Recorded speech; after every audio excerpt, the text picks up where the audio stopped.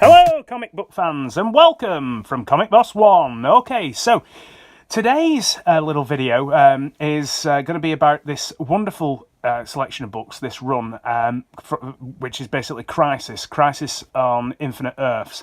It was mid-80s, 1985, April 1985 it came out, and I've got a really nice high-grade collection of Crisis books. It was a massively influential run and storyline. And it was so influential, it had a massive bearing on me and my reading, enjoyment and understanding of comics as I was growing up, in spite of the fact that I hadn't actually read it. That is how big and seismic it was.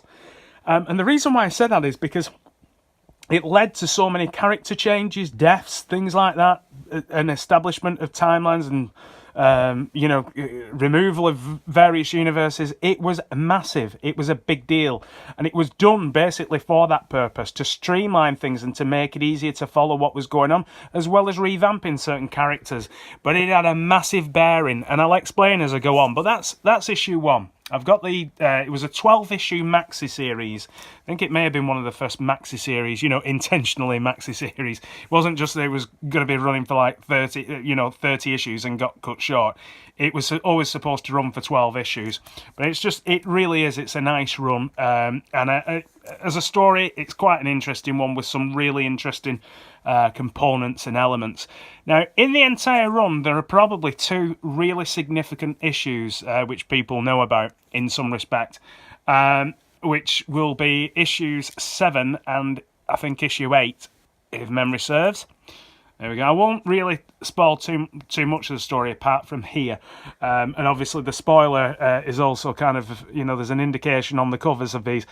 So spoiler alert, if you don't want to find out what happens, turn off now, okay? They did kill off Supergirl in this one. And that was quite a big kind of issue at the time. Again, that led to some really confusing stuff because as I was growing up as a kid, I read about Supergirl in action, Superman, stuff like that. And she was one character. And then when I started reading again in the early 90s, she was another character. I think, what was it now? A protoplasmic, basically like, kind of almost like a shapeshifter type character. And it was just really difficult to understand because obviously as a kid growing up, like I was about, 6, 7 years old at this time, about 6 years old at this time. And I knew a certain Supergirl loosely. And then when I was growing up in the early 90s as a teen, then it was very different take on it. And I couldn't understand why. I couldn't understand what had happened. And this was the missing piece of the jigsaw. So then we have... this was the other one, spoiler alert, here we go, the final fate of the Flash. And God help you if you've got a speech impediment, because that's a difficult line to trot out. But that could be very dangerous on YouTube. But it really lived up to expectation because it was the final fate of Barry Allen for a long time. They killed him off in this story, and there's a great... I'd love to... This would make a really good kind of under the covers in some respects because it's just got one of those sequences which is so famous now of him basically running himself into oblivion to save the world. Anyway, sorry, voiceover man interrupted me there. But yeah, it's a great book, and it's quite a nice copy as well. Just a great, truly great, epic kind of book. And at that point, you didn't think that characters could really die, and then you had two being axed so quickly. And again, it was Perez and Ordway, just another great kind of cover here as well. Lots of stuff going on, lots of characters, all on that cover. Get a load of that. Okay, and then finally, almost finally, Spectre there on the front cover, doing battle. One of the big boys there. And then we've got the DC world. A bit of Wonder Woman action. Obviously, it was used as a trigger point as well to kick off some other series, this one. So it was a really good jumping on point in many respects. And like I say, it tidied up a lot of the problems from the DCU before it. But yeah, that having been said, it had a monumentally lasting impact on the DC Universe for decades. They only brought Barry Allen back, I think, in the mid-noughties, mid to late noughties. And Wally West had taken over. Until then, had been his young ward, the Kid Flash. So it had massive repercussions. And for me growing up, obviously, you know, I was reading comics with Wally West in as the Flash. I was watching TV and it was Barry Allen.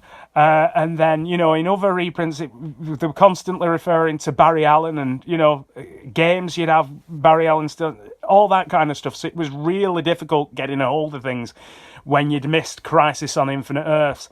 So, I picked it up probably in the mid-noughties, and it really helped put things, or late 90s, mid-noughties, and it really helped kind of just bring everything together. So, if you want to understand the DCU, especially if you're a Marvelite and you're not that familiar, this is a great selection to actually get into. But like I say, two of the biggest books within this particular collection, definitely these two right here. Just monumental and epic in every sense. Other than that, guys, just a quick note just to say I'm sorry, by the way, I had an unexpected holiday away from you due to an unexpected stay in hospital. Nothing to worry about, but it was unexpected. I'd started the previous one, which was my investments video, before that. Had everything finished, was going to post it, and then got the nod that I needed to go in, so I had to go in and get that sorted. But I've published those two today as well, earlier on, or yesterday, and I did intend doing it as one video, but technology failed me, so for a number of reasons, it had to be done as two. Guys, I hope you're liking this. Very soon, in the next few days, I will be doing something. It's a review, and it's an awesome toy review, and I mean awesome. Okay, so I don't know if you're into toy, that's fine. I'm not generally, it's for my sons, but I am into awesome stuff and cool stuff. So that's why I get him it, so that I can relive my youth.